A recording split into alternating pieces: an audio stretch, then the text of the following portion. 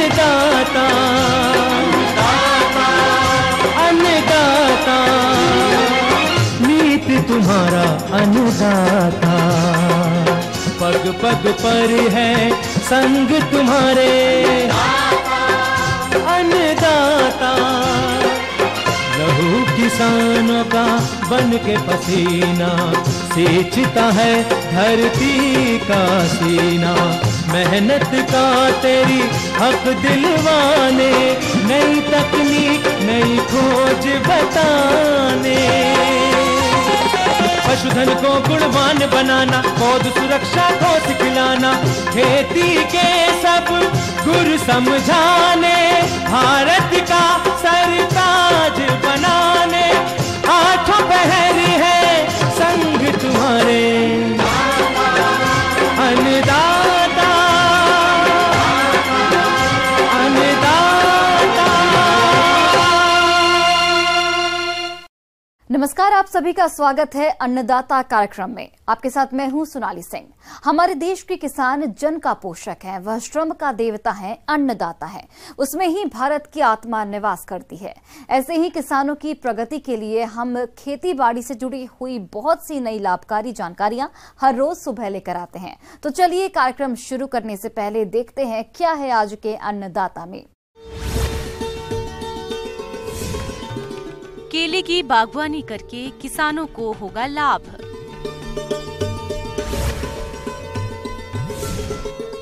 Power tiller machine किसानों के लिए है बेहद उपयोगी।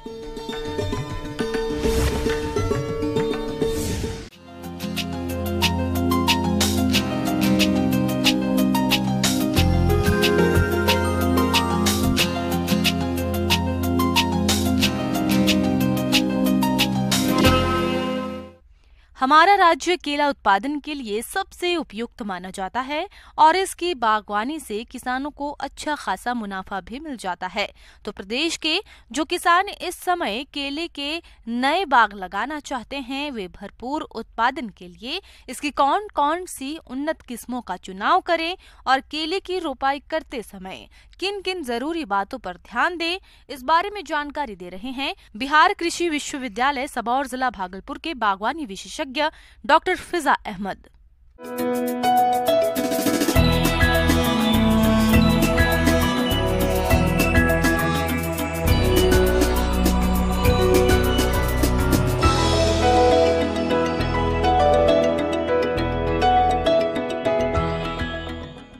नमस्कार किसान भाइयों, आज आप लोगों को हम केले की खेती के बारे में विस्तार से चर्चा करेंगे। और केले की खेती मुख्यतः हमारा जो है तमिलनाडु में सबसे ज़्यादा होता है, महाराष्ट्र का भी नंबर अच्छा खासा है और हमारे बिहार में करीब 35 से 40 हज़ार हेक्टेयर में केले की खेती मुख्य रूप से हो रही है। और उस खेती में अभी जो हम देख रहे हैं केले में बहुत परिवर्तन आ रहा है। यहाँ पे टिश्यू कल्चर केला जो G9 जिसको हम लोग ग्रैंड नैने भी कहते हैं, उसकी खेती प्राय सारी किसान ले रहे हैं, क्योंकि उसमें उत्पादकता के साथ साथ उसमें रोग रोधक क्षमता सबसे ज़्यादा है। साथ ही साथ यहाँ चिनिया रोबस्टा का भी खेती हो रही है। किसान भाइयों को केला लगाने से पहले अपनी ज़मीन का चयन कैसे करना है, ये बहुत अहम है। केले की खेती उस क्षेत्र में करनी चाहिए जहाँ की समुचित पानी का व्यवस्था हो वहाँ पे, और माटी जो है, मिट्टी जो है, मृदा जो है उसका वो बलुआही दोमट हो, तो वो सबसे ज़्यादा उपयुक्त मानी जाती है। सबसे इम्पोर्टेंट ये है पहले वो देख ले कि इस केले की खेती में पानी न टिकने पाए, या इस तरह का अगर है संभावना है तो आप बंड बना करके भी केले की खेती कर सकते हैं, लेकिन ये सुनिश्चित करना है कि 24 घंटे के अंदर वो पानी निकल जाए। गर्म एवं सम जलवायु केला की खेती के लिए उत्तम होती है। अधिक वर्षा वाले क्षेत्रों में केला की खेती सफल रहती है। जीवांश युक्त दोमट एवं मटियार दोमट भूमि जिसमें जल निकास उत्तम हो उपयुक्त मानी जाती है। भूमि का पीएच मान 6 से 7.5 हो तो इसकी खेती के लिए उपयुक्त होती है। खेत की तैयारी के लिए 4 से 5 गहरी जुताई करके भुरभुरा बना लेना चाहिए। रुपाई के लिए 1 माह पहले ही खेत की तैयारी कर लेनी चाहिए। इसके बाद खेत में गड्ढों को तैयार करके रुपाई की जाती है। अब रही बात कि केले के पौधा कहाँ से लाया जाए। अब सबसे बड़ा इम्पोर्टेंट है कि आजकल ग्रैंड नैने टिश्यू कल्चर होता है, वो बिहार सरकार के द्वारा भी सब्सिडाइज रेट पे दी जाती है, और बिहार कृषि विश्वविद्यालय भी यहाँ करीब 5.5 से 8 लाख तक टिश्यू कल्चर का पौधा बनाया जा रहा है। किसान यहाँ से डायरेक्ट भी पौधे की उपलब्धता सुनिश्चित कर सकते हैं। जब केला कहीं से भी लाइए, चाहे टिश्यू कल्चर का केला हो, चाहे किसी किसान के खेत से केला ला रहे हैं, उसका कंद को आप बेविस्टिन से जरूर ट्रीट करें। एक हौद बना लें, एक हौद में 50 लीटर पानी डाल दें, उसमें करीब 100 ग्राम बेविस्टिन डाल दें और 2 मिनट या 3 मिनट उसमें रहने दें, उसको निकाल लें, फिर उसको जो है आप ठंडे जगह पे सुखा दें। अगर ये क्रिया आप कर लेते हैं तो आप बहुत सारे किसान जो है केला में जो विल्ट का प्रॉब्लम है उससे बचा जा सकता है। साथ में साथ एक अहम चीज़ें हैं कि इसके गड्ढे का प्रिपरेशन कैसे करना है। ग्रैंड नैने केला को अगर आप लोग हाई डेंसिटी ऑर्चर्डिंग में लगाते हैं तो 1.5 मीटर की दूरी पर लगा सकते हैं, लेकिन सबसे ज़्यादा उपयुक्त ये रहेगा कि 1.75 मीटर पे पौधे से पौधे की दूरी और लाइन की दूरी 1.75 मीटर रखते हैं तो ये बहुत अच्छा पैदावार देती है। केले की फसल के लिए गड्ढों की दूरी 75 गुना 45 सेंटीमीटर आकार के गड्ढों में रोपित करें। गड्ढों को धूप में खुला छोड़ दें, इससे हानिकारक कीट मर जाते हैं। रुपाई के समय पॉलीथीन बैग को अलग कर लिया जाता है। इसके बाद पौध की रुपाई 1.5 मीटर गुना 1.5 मीटर पर करें। जड़ों को गड्ढे के मध्य में रोपित करें और मिट्टी के आसपास अच्छी तरह से दबा लें। गड्ढा बनाने के बाद ऊपर की मिट्टी को अलग कर लें और नीचे की मिट्टी को अलग कर लें। ऊपर वाली मिट्टी में सबसे ज़्यादा पोषक तत्व होता है, इसलिए नीचे मिट्टी को फेंक दें और पोषक तत्व वाले ऊपर वाले मिट्टी को बनाए रखें। और उसी मिट्टी में हर गड्ढे में करीब 5 से 10 किलो आप सड़ा हुआ गोबर, कच्चा गोबर कभी नहीं डालिए, नहीं तो दीमक लग जाएगा। उसके बाद उसमें वर्मी कंपोस्ट अगर मिलता है तो वो भी आधा किलो वर्मी कंपोस्ट दे दें और 100 ग्राम DAP डाल करके पौधे को भर दें और 2 या 3 दिन जब भी मौका लगे आप पौधे को लगा दें उसमें। और लगाने के बाद उसमें आप पानी डाल दें ताकि पौधा मरे ना। टिश्यू कल्चर विधि से केला की रुपाई करने के फायदे, कीट और रोग मुक्त पौधे विकसित होते हैं। एक समान बढ़त और अधिक पैदावार के साथ कम समय में फसल की परिपक्व हो जाती है। इस विधि से वर्ष भर रुपाई संभव है क्योंकि विकसित पौधे वर्ष भर उपलब्ध कराए जाते हैं, जो खेती में लागत कम कर देती है और फसल की पैदावार बढ़ाई जा सकती है। आपको ये सुनिश्चित करना है कि केले में पोषक तत्व का प्रबंधन बहुत अहम है। जब केला आपका लग गया वहाँ पे तो आपको ये सुनिश्चित करना है कि 1 महीने के बाद, केला लगने के 1 महीने के बाद करीब 100 ग्राम यूरिया और 100 ग्राम आप पोटाश प्रत्येक माह के हिसाब से आप कम से अक्टूबर तक दे दें। आपको जाड़े में कोई भी खाद नहीं देनी है, कोई प्रक्रिया भी नहीं करनी है, कोई घास फूस नहीं निकालनी है, क्योंकि ठंडा ज़्यादा आ जाता है। अगर मिट्टी में कुछ भी प्रक्रिया की जाएगी तो पौधे मरने की संभावना बढ़ जाती है। लेकिन आप सिंचाई कर देने से उसको कम ठंडे में सहने की क्षमता बढ़ जाती है। जब ये पौधा फिर मार्च में, जैसे फरवरी आता है, जैसे थोड़ा गर्म पकड़ता है, तब आप फिर से करीब 50 ग्राम यूरिया और 100 ग्राम पोटाश। केले का खाना पोटाश है। केले में जब तक आप पोटाश नहीं देंगे तो केला मोटा नहीं होगा। घौद निकलते समय अगर केले में आपने हर पौधे में 100 ग्राम पोटाश दे देते हैं, हम समझेंगे कि केले की मोटाई बहुत अच्छा प्राप्त होगी। किसान भाइयों, अब लेते हैं एक छोटा सा ब्रेक।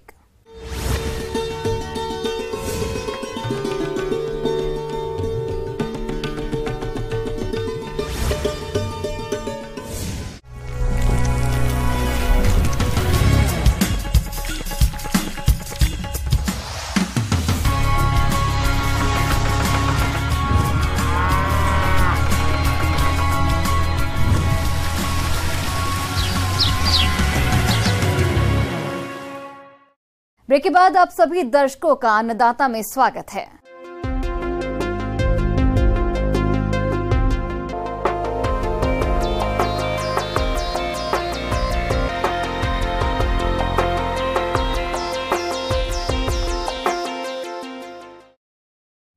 समय के साथ अब खेती का तरीका भी आधुनिक होता जा रहा है। कृषि कार्यों को सुगम बनाने के लिए कई कृषि उपकरण बाजार में उपलब्ध हैं। इन्हीं में से एक है पावर टिलर मशीन। ये मशीन छोटी जोत वाले किसानों के लिए काफी उपयोगी है, क्योंकि इससे खेत की तैयारी से लेकर कृषि अन्य कार्यों को भी बखूबी किया जा सकता है। तो चलिए इस मशीन के बारे में विस्तार से जानते हैं कृषि विज्ञान केंद्र जिला दरभंगा के कृषि अभियंता अंजलि सुधाकर से।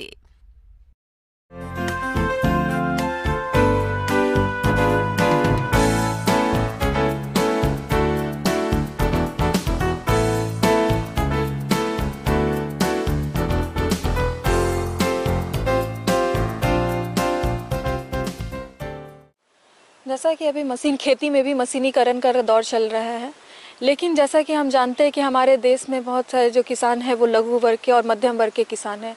ऐसे में उन्हें जो है वो भारी मशीन की जो भारी कीमत है उनके बारे में उन्हें थोड़ा सा नुकसान होता है।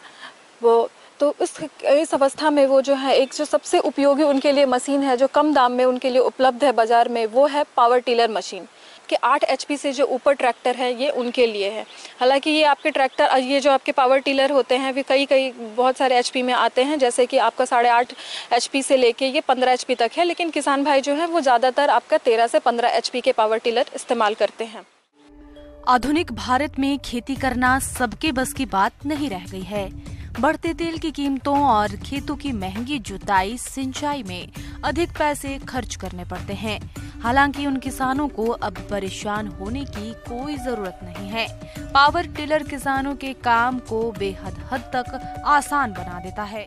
एवं इस मशीन की कुछ और जो महत्वपूर्ण विशेषताएं है कि ये मशीन जो है साइज में काफ़ी छोटा होता है, तो इस मशीन को किसान जो है अपने जिनके खेत छोटे हैं तो वो अपने खेतों में इस्तेमाल कर सकते हैं, तथा इसके वजन भी कम होता है, तो महिलाएं भी इस मशीन को अपने खेत में बहुत ही आसानी से इस्तेमाल कर सकती हैं। जी, इस मशीन को खेत में चलाते समय आपको कुछ चीज़ों का ध्यान देना है। जैसे कि अगर आप ये चला रहे हो तो इसमें आपको सिर्फ एक इंसान की ही ज़रूरत है मशीन को चलाने में, लेकिन जब आप खेत में जुताई कर रहे हैं तो इसके जो स्पीड पे ध्यान दें। इसके स्पीड आपको लगभग खेत में 6 से 8 किलोमीटर प्रति घंटे के हिसाब से होनी चाहिए जुताई के लिए। और जुताई करके आप उसके अलावा जो वहाँ पे कुछ अलग फसल लगा सकते हैं, कोई दलहन की फसल लगा सकते हैं, तो इससे एक आपका अलग इनकम जनरेशन हो सकता है।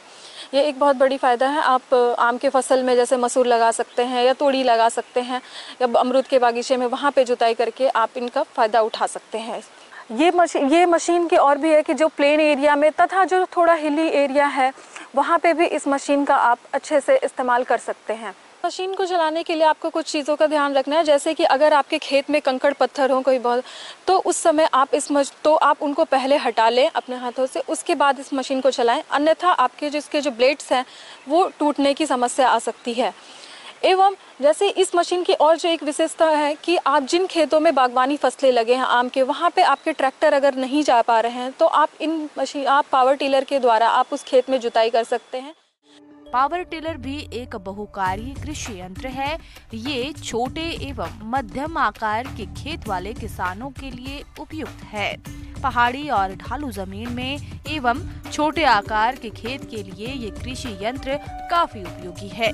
ये 6 इंच की गहराई में रोटावेटर की तरह मिट्टी की जुताई और महीनीकरण एक साथ करता है।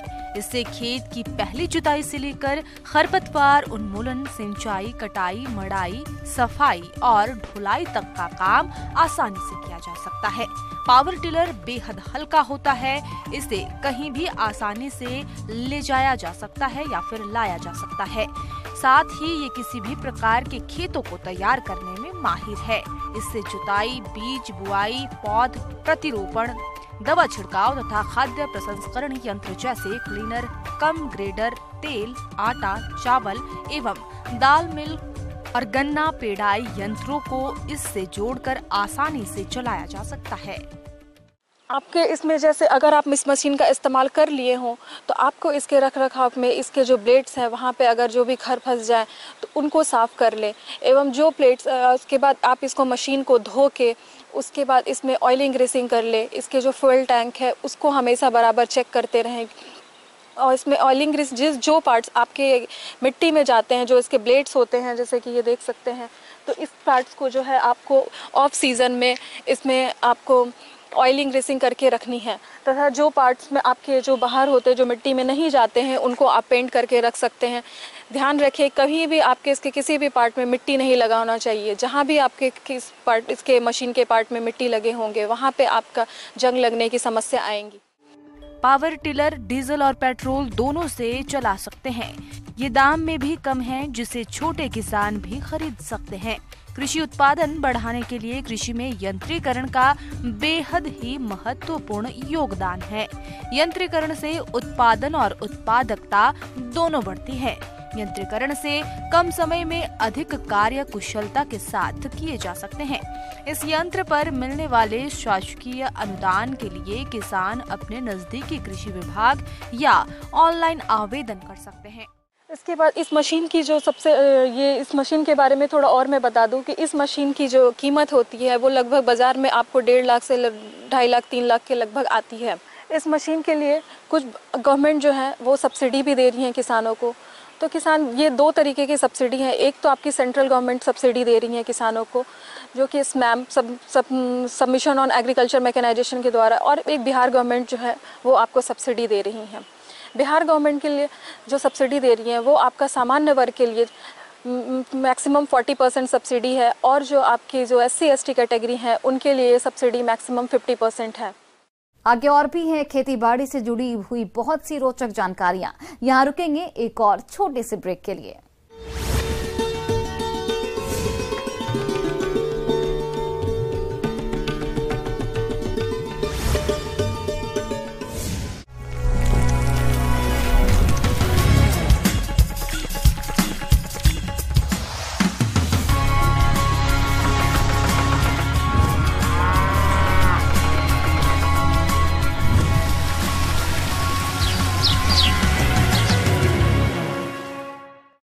ब्रेक के बाद एक बार फिर से आप सभी दर्शकों का अन्नदाता कार्यक्रम में बहुत बहुत स्वागत है।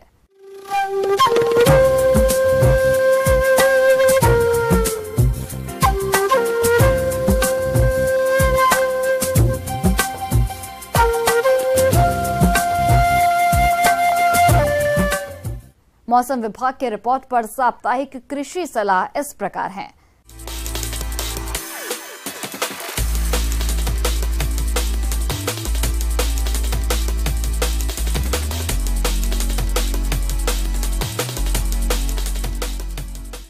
ग्रामीण कृषि मौसम सेवा, कृषि मौसम विभाग, डॉक्टर राजेंद्र प्रसाद केंद्रीय कृषि विश्वविद्यालय पूसा समस्तीपुर द्वारा भेजे गए मौसम पूर्वानुमान रिपोर्ट के आधार पर उत्तरी बिहार के किसान भाइयों को सलाह दी जाती है कि इन क्षेत्रों में आगामी 4 दिनों के दौरान आसमान प्रायः साफ और मौसम शुष्क रहने का अनुमान है। हालांकि 23 फरवरी को आसमान में हल्के बादल देखे जा सकते हैं। इस अवधि में अधिकतम तापमान 30 से 32 डिग्री सेल्सियस और न्यूनतम तापमान 12 से 15 डिग्री सेल्सियस के बीच रहने का अनुमान है। हवा की औसत गति 4 से 6 किलोमीटर प्रति घंटा की रफ्तार से अगले 2 दिनों तक मुख्य रूप से पछुआ हवा और 26 फरवरी के आसपास पूर्वा हवा चलने का अनुमान है। सापेक्षिक आर्द्रता सुबह के समय 85 से 90% और दोपहर में 55 से 60% रहने की संभावना है। ऐसे में इन क्षेत्रों के किसान भाइयों को सलाह दी जाती है कि पूर्वानुमानित अवधि में तापमान के वृद्धि होने की संभावना को देखते हुए सब्जियों की लगी हुई फसलें जैसे मटर, टमाटर, बैंगन, मिर्च, प्याज, पत्ता गोभी में सिंचाई करें। गर्मा सब्जियों की बुआई करें। भिंडी के लिए परभनी क्रांति, अर्का अभय, अर्का अनामिका, वर्षा उपहार, KL 312, लौकी के लिए राजेंद्र चमत्कार, Pusa summer prolific long, Pusa summer prolific round, नेनुआ के लिए राजेंद्र नेनुआ 1, पूसा चिकनी, पूसा प्रिया, कल्याणपुर चिकनी, करेला के लिए पूसा 2 मौसमी, पूसा विशेष, कोयम्बटूर लौंग, पंत करेला और कल्याणपुर 12मासी अनुशंसित किस्में हैं। स्वस्थ फसल के लिए बीज को सदैव उपचारित करके बुआई करें। सूर्यमुखी की बुआई करें। उत्तर बिहार के लिए सूर्यमुखी की उन्नत संकुल प्रभेद किस्में इस प्रकार हैं: मोरडेन, सूर्या, CO1 एवं पैराडेविक। और संकर किस्मों में BSH1, KBSH1, KBSH44, MSFH1, MSFH8 एवं MSFH17 अनुशंसित हैं। संकर किस्मों के लिए बीज की मात्रा 5 किलोग्राम प्रति हेक्टेयर रखें और संकुल किस्मों के लिए 8 किलोग्राम प्रति हेक्टेयर रखें। बुआई से पहले प्रति किलोग्राम बीज को 2 ग्राम थीरम या कैप्टान दवा से उपचारित करके बुआई करें। गर्मा मक्का की बुआई करें। बुआई के लिए स्वान, देवकी, गंगा 11, शक्तिमान 1, शक्तिमान 2, शक्तिमान 4 एवं शक्तिमान 5 उन्नत किस्में हैं। बीज की मात्रा 20 किलोग्राम प्रति हेक्टेयर रखें। प्रति किलोग्राम बीज को 2.5 ग्राम थीरम या कैप्टान द्वारा उपचारित करके बुआई करें। बसंतकालीन गन्ना और शकरकंद की बुआई करें। अक्टूबर नवंबर महीनों में रोपी गई गन्ना की फसल में हल्की सिंचाई करें। केला की सूखी एवं रोगग्रस्त पत्तियों को काटकर खेत से बाहर करें। प्रति केला 200 gram urea, 200 gram muriate of potash एवं 100 ग्राम सिंगल सुपर फास्फेट का प्रयोग करें। जुलाई माह में लगाई गई पपीते की बाग में निकाई गुड़ाई करें एवं उसके बाद प्रति पौधा 100 gram urea, 50 gram muriate of potash एवं 100 ग्राम सिंगल सुपर फास्फेट का प्रयोग कर हल्की सिंचाई करें। रबी मक्का की धनबाल और मोचा निकलने से दाना बनने की अवस्था वाली फसल में पर्याप्त नमी बनाए रखें। अगात बोई गई गेहूं की दाना बनने से दूध भरने की अवस्था वाली फसल में पर्याप्त नमी का विशेष रूप से ध्यान रखें। इस अवस्था में नमी की कमी रहने से उपज में कमी आती है। प्याज की फसल में थ्रिप्स कीट की निगरानी करते रहें। यह प्याज को नुकसान पहुंचाने वाला मुख्य कीट है। तापमान में बढ़ोतरी के साथ साथ फसल में इस कीट की सक्रियता में वृद्धि होती है। यह आकार में अति सूक्ष्म होता है और पत्तियों की सतह पर चिपक कर रस चूसते हैं, जिससे पत्तियों का ऊपरी हिस्सा टेढ़ा मेढ़ा हो जाता है। पत्तियों पर दाग सा दिखाई देता है जो बाद में हल्के सफेद हो जाते हैं, जिससे उपज में काफी कमी आती है। थ्रिप्स की संख्या फसल में अधिक पाए जाने पर प्रोफेनोफास 50 ईसी दवा 1 मिलीलीटर प्रति लीटर पानी या इमिडाक्लोप्रिड 17.8 SL की 1 मिलीलीटर मात्रा प्रति 4 लीटर पानी की दर से घोलकर छिड़काव करें।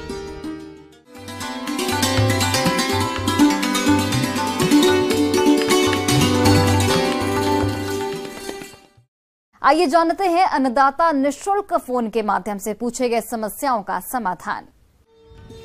आज की अन्नदाता हेल्पलाइन में हमने जिस प्रश्नों को शामिल किया है उसे पूछा है गांव बेलारी, जिला समस्तीपुर के मनोज रंजन ने। आपने बटेर पालन पर जानकारी चाहिए है तो इसके लिए देखिए कार्यक्रम का यह अंश।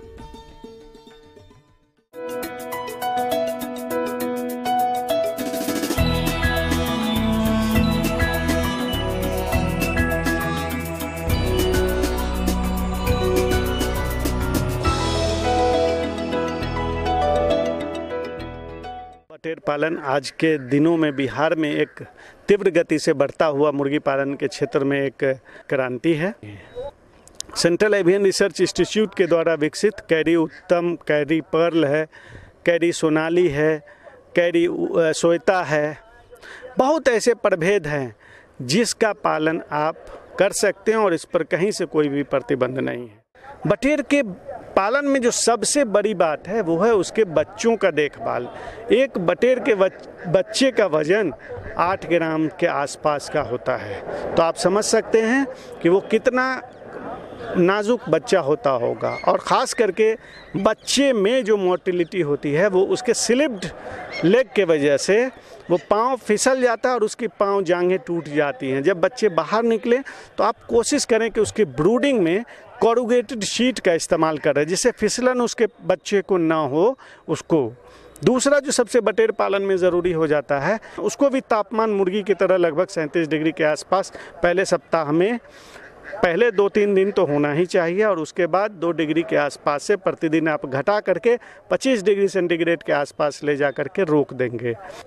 बटेर 1 स्क्वायर फीट में आप 6 बटेर का पालन कर सकते हैं और आप इसका फ्री रेंज सिस्टम में डीप लीटर सिस्टम में जैसे मुर्गी का आप घर बनाते हैं आप उस तरह से डीप लीटर सिस्टम में पालन कर सकते हैं। और बेहतर होता है कि केज बैटरी सिस्टम आप को बहुत ज़्यादा नहीं, मैंने कहा ना कि 1 स्क्वायर फीट में 6 बटेर पालन कर सकते हैं, तो आप अगर cage battery system layer by layer अगर आप लोहे का केज बना सकते हैं तो आपको कितनी बड़ी संख्या में बटेर पालना है उस हिसाब से उतने स्क्वायर फीट का मल्टीपल लेयर में आप केज बना लीजिए। दाने की व्यवस्था वहीं होगी, अंडे बाहर आ जाएंगे और आप इसको अपने अनुरूप चाहे डीप लीटर से सिस्टम से करना चाहें या केज बैटरी सिस्टम में पालना चाहे बड़ी आसानी से पाल सकते हैं। और केज बैटरी सिस्टम में बटेर का प्रबंधन और आसान हो जाता है और अपेक्षाकृत देखा गया है कि बटेर के वजन के में भी काफ़ी वृद्धि होती है। बटेर पालन पिंजरा विधि से करना अधिक सुविधाजनक और लाभकारी होता है। 2 सप्ताह पुरानी बटेर को पिंजरे में रख सकते हैं। इसके लिए पिंजरा 3 गुना 2.5 गुना 1.5 वर्ग फीट आकार वाला उपयुक्त होता है। व्यावसायिक अंडा उत्पादन के लिए कई पिंजरों की जरूरत होती है। इनके प्रजनन के लिए 3 मादा पक्षियों के साथ एक नर पक्षी को रखना चाहिए।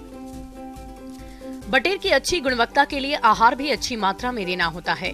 इसके लिए किसान मुर्गी पालन में उपयोग होने वाले आहार का प्रयोग कर सकते हैं। एक वयस्क बटेर को एक दिन में तकरीबन 20 से 35 ग्राम आहार देना चाहिए। वहीं इनके चूजों को तकरीबन 27% प्रोटीन तथा वयस्क के लिए 22 से 24% प्रोटीन युक्त आहार का प्रयोग करें।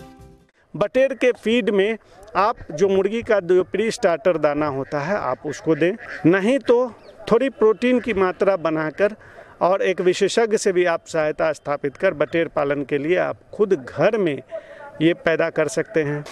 तीसरी जो सबसे महत्वपूर्ण बात है, इसके पानी देने का तरीका। देखिए, बटेर के बच्चे मात्र 8 ग्राम के होते हैं। अगर आप उनको वैसे पानी देंगे तो भीग जाएंगे और निमोनिया से बड़ी संख्या में बच्चे मर जाते हैं। इसके लिए आप व्यवस्था कर सकते हैं कि जो छोटे छोटे 100 ml 150 ml के आजकल बटेर के लिए ड्रिंकर्स मिलते हैं, आप उसके जो पानी का जो पोर्शन आता है उसमें कोई रुई डाल दें, कोई फोम डाल दें, जिससे कि चूस करके बटेर का बच्चा पानी पिए। ये अरेंजमेंट कर सकते हैं तो ये करें, तो आपको बड़ी संख्या में इसके फायदे हैं। एक बटेर का बच्चा मार्केट में 13 रुपये से 15 रुपये के बीच का आता है और इसको 36 दिन तक पालने में लगभग 20 रुपये का 25 रुपये का टोटल 35 रुपये के आसपास इसकी लागत बैठती है। और मार्केट में आप देख रहे होंगे सरकारी संस्थानों में 50 रुपये के आसपास इसका प्रति बटेर दाम है और ये मार्केट में 150-200 रुपये के जोड़े के आसपास आता है। इसको किसी वैक्सीनेशन की आवश्यकता नहीं होती है। अगर कोई भी दिक्कत हो तो बिहार कृषि विश्वविद्यालय सबौर के अलग अलग साइटों पर ये सारी चीज़ें उपलब्ध हैं, आप उसको भी देखकर जानकारी प्राप्त करें। निकट के कृषि विज्ञान केंद्रों से वैज्ञानिक जानकारी प्राप्त कर रहे हैं और बिहार सरकार में पदस्थापित जितने भी पशु चिकित्सक हैं उनसे आप संपर्क स्थापित कर आप जानकारी प्राप्त कर बटेर पालन को अपना एक व्यवसाय के रूप में अपना सकते हैं।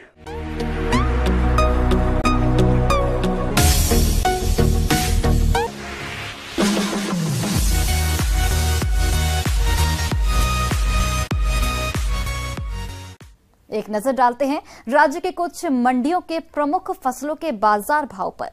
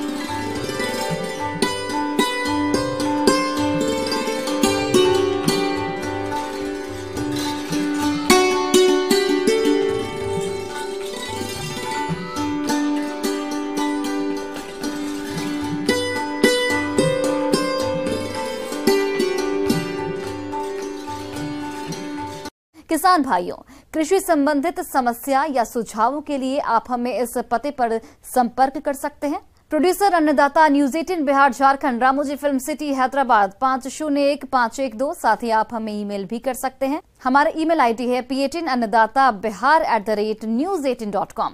इसके अतिरिक्त आप हमें निःशुल्क हेल्पलाइन नंबर 1800-8892-163 पर सोमवार से शनिवार सुबह 10 से शाम 4 बजे के बीच संपर्क कर सकते हैं। अब समय हो रहा है आपसे विदा लेने का। कल फिर से आपसे मुलाकात होगी कृषि से जुड़ी महत्वपूर्ण जानकारियों के साथ। नमस्कार।